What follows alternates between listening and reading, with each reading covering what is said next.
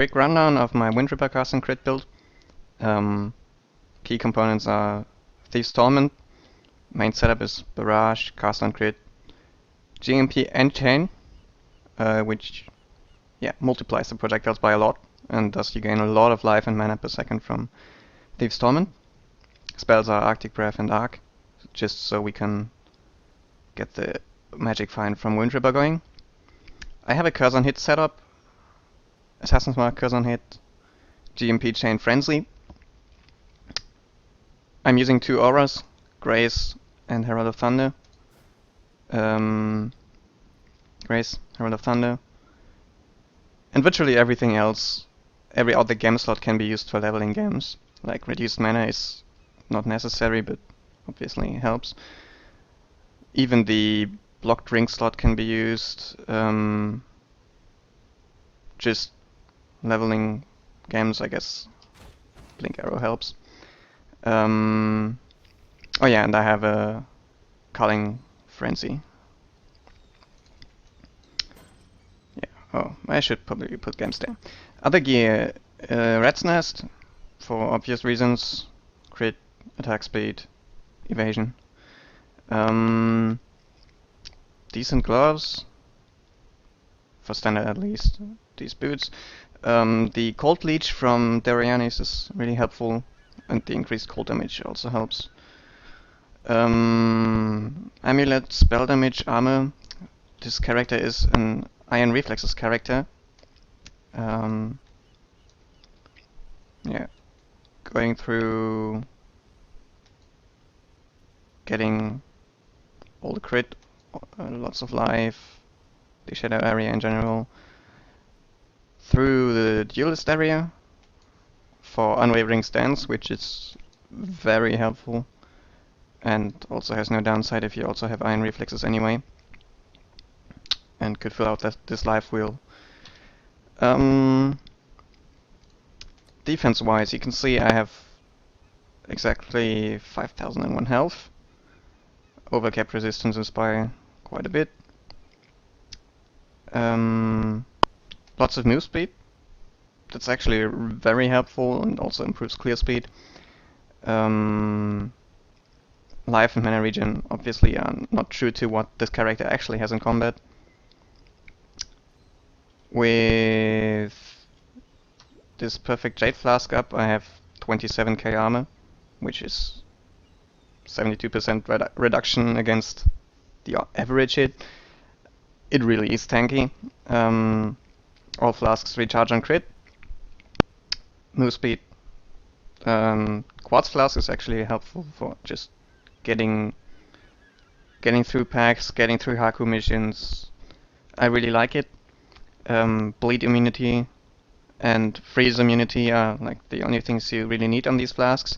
These are not instant flasks because you can't get Surgeon's prefix, the recharge on crit, with instant flasks, because it's also a prefix.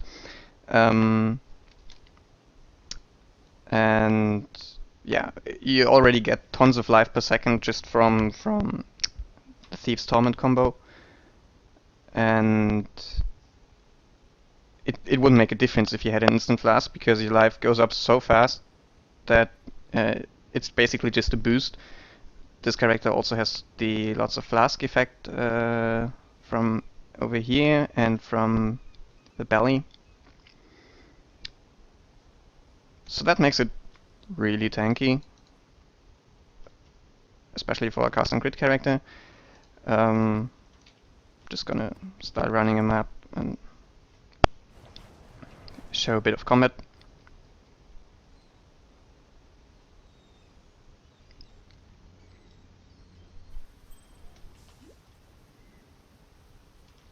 So curse on hit.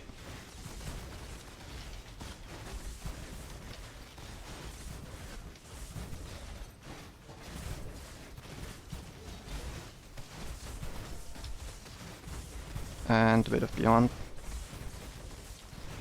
Now if I could, I would actually get rid of the knockback on crit from the bow, crit cluster, but it's what it is.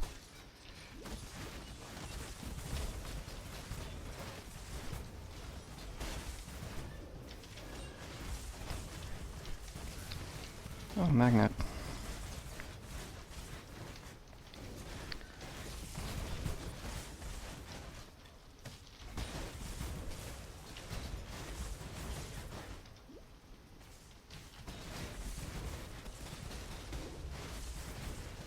So you can see how fast the flasks recharge if I use my Jade now.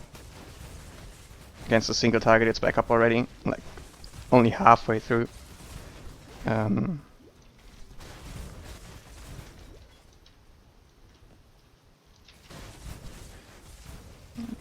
Mobs in here are spreading out quite a bit, but yeah, I think clear speed is quite good. Gorge runs are like real fast. More beyond.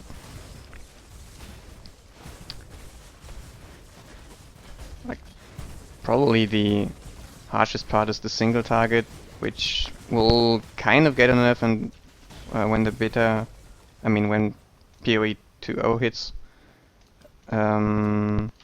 simply because shotgunning will be removed.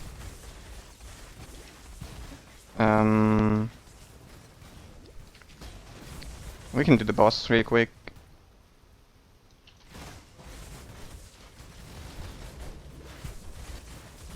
For example, proximity shield is really annoying when you have knockback on crit, unless you can get them against the wall. Desync is not your friend with this. Yeah. Can't wait for lockstep.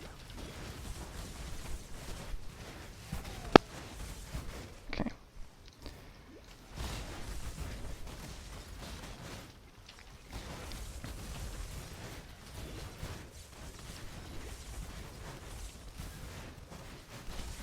Aside from the hefty armor, good life pool, and well, dodging abilities that you also have the chilled ground from Arctic Breath all over the place. So enemies are always slowed if they're attacking you.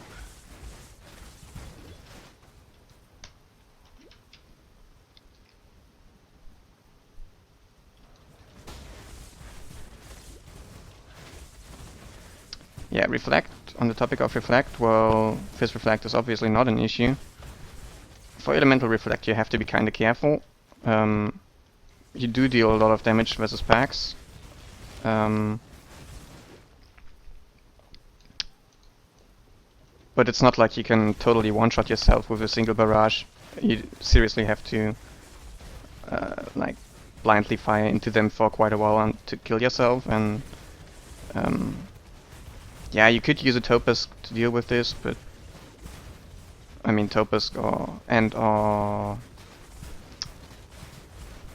the cold resistance flask.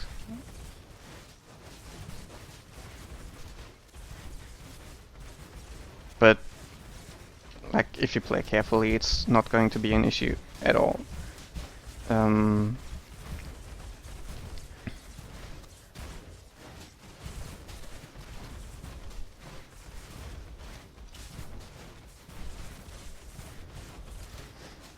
So you can see the shotgunning working out pretty nicely here, and once the PoE 2.0 hits,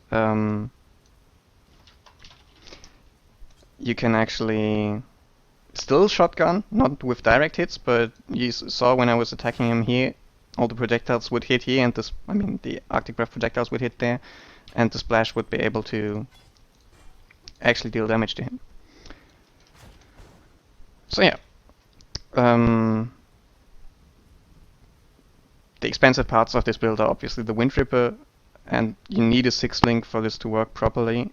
I started this build as Quill Rain and Tabula, which works out nicely, or used to work out nicely, but the cast and crit nerf that it now has 5 millisecond, 50 millisecond cooldown, not a 10 millisecond, bricked that build basically, because if you think about it, I have an attack time of 0.4 seconds.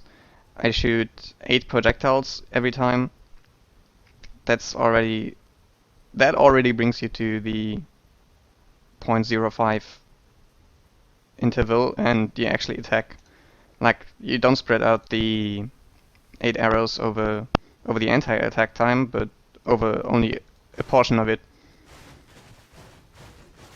My mana is gone. And then combine that with the fact that Chain produces even more hits.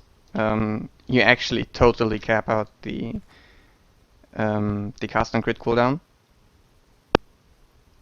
And for a Quirion character, you can imagine with twice as much attack speed and only half the crit chance, even more so. And thus your DPS is directly proportional to how often cast and crit can proc, and that nerf was too hard for the other build, I think. Anyway, thanks for watching, and I hope you enjoyed this build.